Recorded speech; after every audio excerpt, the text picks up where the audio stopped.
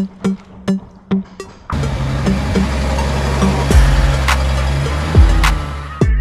it's Jason with Intricate Coatings, back at it. We are adding another clear coat to this beautiful gold and silver mica floor.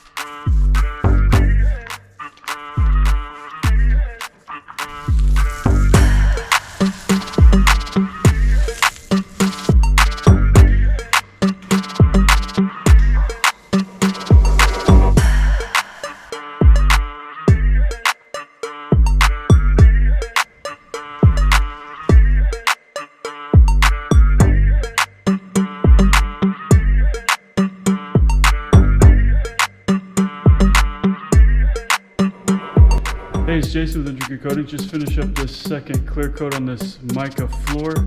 Again, this is done in stages because of the garage is so large and car collections needing in and out. But it can be done, and the gloss will match after a few days of use. And let me know what you think.